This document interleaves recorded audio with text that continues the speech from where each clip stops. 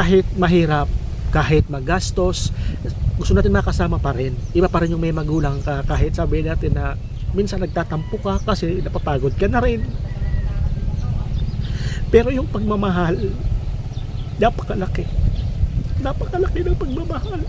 Katabang Dave, please follow and subscribe.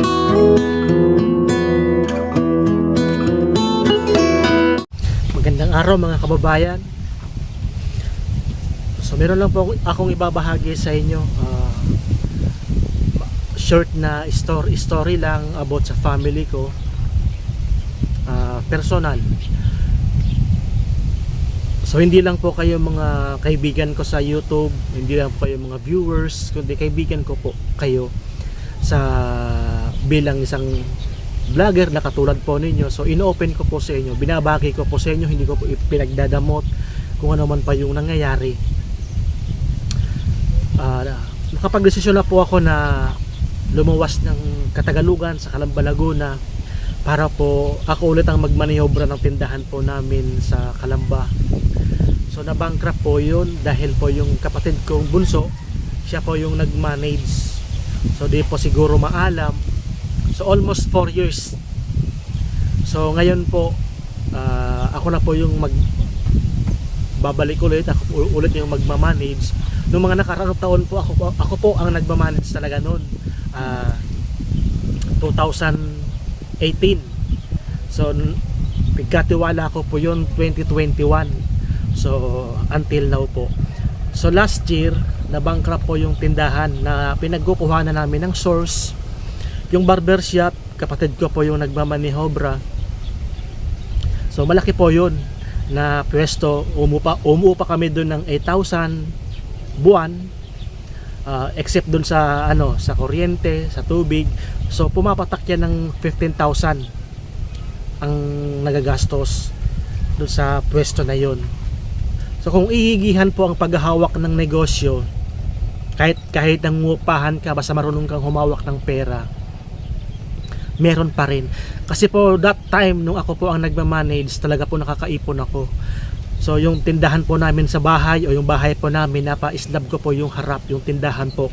Kasi nung bagyo, nung mga nakaraang bagyo 2020 ay nasira po yung harap namin. Tindahan po yun. So bale light materials lang po yun. So ngayon po konkreto na. So ako po yung nagmamanage noon. So marunong lang po siguro ako humawak ng pera. At saka talagang binibili ko lang yung mga fast moving, yung mabilis mabili, mga soft drinks, basta po yung mga importante, yung sa daily needs ng mga tao. So sinamahan ko po ng GCash at saka load. So pinagkatiwala ko po yun sa kapatid ko 2021. So 2020 po nag-start po ako mag-vlog. 2021 po 4 na video po namin nag-viral, yung Dave Dreamer vlog. So 2021 din po, pag-uwi namin ng Bicol is na-hack. So, kung kailan po nag-viral yung 4 na videos po namin. So nadismaya po ako. So nagpahinga ako ng almost 1 year. So yung ginamit ko pong Ninja na Katabang Dave, so yun po ang binuhay ko. Yun na po ngayon, si Katabang Dave. So ginawa ko na siyang official account sa YouTube para mag-vlog ulit. So nag-vlog po ako 2022. So yun, muli pong balik yung kaano ko sa pagbablog, kasi po yun talagang nasa puso ko. Gusto ko po talaga.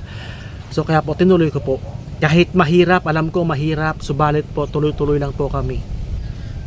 So kanina pong madaling araw, pagkagising ko po kanina, although meron na po kaming napag-usapan ng pamangkin ko na bago po matapos ang buwan na to, January o February po, balik na po ako ng Calamba. So yun na po, pumayag po ang nanay ko na ako yung magmamaniobra ulit ng tindahan para naman po sa pangangailangan ng mga magulang ko, kasi po talaga namumulubi kami. Ang tatay ko po nagpapausok yung nebulizer. So 250 daily, plus yung sa prostate niya napakamahal din, tapos yung sa puso, yung sa high blood Kaya po sabihin natin na 500 araw-araw. Except po dun sa nanay ko na nagme-maintenance din po. Sa puso rin ang nanay ko, pero high blood. Relax po lagi ang nanay ko, tsaka gustong-gusto niya yung kumikilos, unlike dun sa father ko po na talagang sabihin natin na bedridden, kasi talagang konting galaw niya nagagawa na ng hininga. So kanina po pagkagising ko, nakita ko nanay ko umiiyak sa tindahan habang nagbabantay ng tindahan. Tinanong ko kung ano pong problema. So wala akong idea kung ano po yung dahilan kung bakit talagang umiiyak ang nanay ko. So ayoko po nakita yung nanay ko na umiiyak. So nung tinanong ko po, lumapit sa akin ang nanay ko, umakbay sa akin, nagkwento sa akin at niyakap daw siya ng asawa niya, ni Papa, na nagpapaalam na pagod na daw siya, na magagano na daw siya. So awang-awa yung mama ko sa papa ko kanina, kaya yun ang rason kung bakit siya umiiyak. So lumapit ako kasi di ko na talaga napigilan na tumululuha ko, na kahit hindi mo gustuhin, talagang kusa na lang siyang lumalabas na parang poso. So talagang tagaktak. Nakahiga ang tatay ko. Tinanong ko kung anong kailangan, kung gustong kumain, kung gustong magkape, kung gustong mag-almusal. Wala siyang ibang binanggit. Baka daw iwanan na kami. So doon ako humagulgol ng iyak. Natakot ako. Sobrang nakakatakot. O di naman ako perpektong anak, di naman ako perpektong kapatid. May mga pagkakataon na nagrereklamo din ako kasi siyempre bilang tao, marami kami magkakapatid. Kumbaga, ako yung kasama sa bahay at saka yung isa kong kapatid na may autism. So sobrang pasaway din. Pag nalalasing, nagwawala. So may kasama akong dalawang pamangkin. So hindi mo alam kung ano yung gagawin mo. Kasi wala naman akong income. So tanging pagbablog lamang po yung pinaganuan po namin. So doon ko talaga naramdaman yung sobrang sakit, sobrang bigat sa loob, na hindi mo alam kung saan nanggagaling at kung paano mo i-handle ang bagay na yun, na alam ko kahit naman sino talagang takot, o yun ang pinaka tatakutan natin, yun ang weakness ng bawat anak, na makita yung kanilang mga magulang na nagsasuffer, na may sakit, lalo nagpapaalam, na hindi mo namamalayan na talagang nandun yung bigat sa loob, yung bigat sa puso, na talagang parang dinudurog. So sabi ko, tsaka pamangkin ko, baka kako hindi na muna kami makaalis kasi baka any moment o sa susunod na araw baka umalis ng papa ko. Talagang hagulgol ako. Sabi ko, palakas ka. Kasi kailangan, kumbaga, kailangan kahit mahirap, kahit magastos, gusto natin makasama pa rin. Iba pa rin yung may magulang ka, kahit sabihin natin na minsan nagtatampo ka kasi napapagod ka na rin. Pero yung pagmamahal, napakalaki. Napakalaki ng pagmamahal. Habang dumarating yung araw, natatakot ako.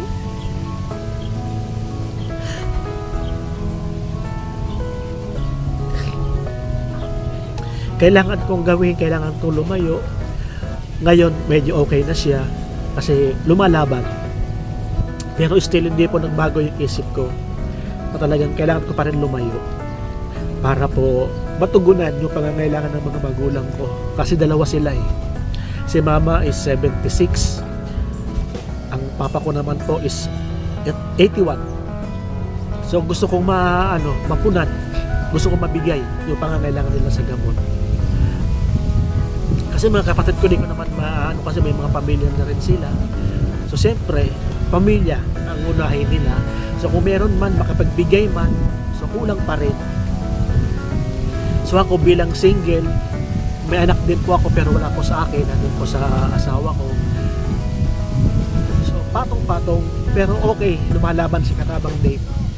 Kaya po, sa mga nakakapanood po nito, sa mga kapwa ko vlogger, sa kapwa ko mga content creator, sa mga kapwa ko YouTuber, so please samahan nyo po kami.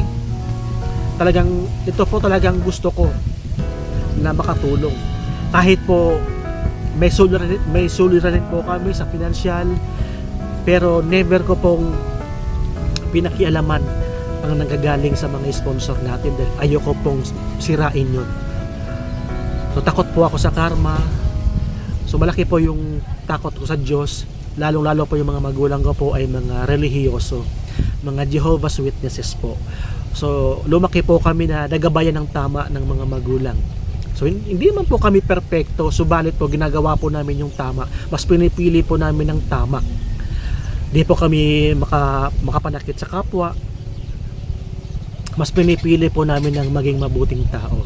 Kaya yun po ang gusto po ni Katabang Dave, na makatulong kahit di pa kami sumasahod ng ganung kalaki. Sumahod man po kami nasa 5,000, 7,000, subalit po is not enough. Kasi meron po akong mga kasama yung sa maintenance po namin, sa motor. Kaya po nagpupursige kami. Alam ko po balang araw, sabi nga, di ba, nasa tao ang gawa, nasa Diyos ang awa. So ibibigay sa iyo ni God kasi gumagawa ka ng hakbang. At least naghihintay ka man po. Naghihintay ka sa panahon. O God knows. Tanging si God lang po ang nakakaalam. Kung dumating man po yung time na yon, maraming salamat. At sa mga nag-sponsors po kay Katabang Dave, sa mga nagtitiwala po, asahan po ninyo mga Timpuso family, sa mga members po ni Katabang Dave, maraming salamat dahil lagi so lang nandyan. Si Ma'am Fabs Gen Vlog, talagang sobrang laking tulong po kay Katabang Dave. Siya po ang nagiging inspirasyon ko. Gusto ko pong patunayan po sa kanila, kay Manay Malu Parps, kay Kuya Nato Vlog, kay Batang Mangyan, sa cameraman ko po, sa mga kasama ko, si Ate Tsona, sa pamangkin ko si JJ, yung cameraman ko. So may dreams po kami, hindi lang po para sa sarili namin, kundi para po sa pamilya na rin. At syempre, nandun yung pagbabahagi sa mga kababayan po natin. Yun po ang pinaka bottom line.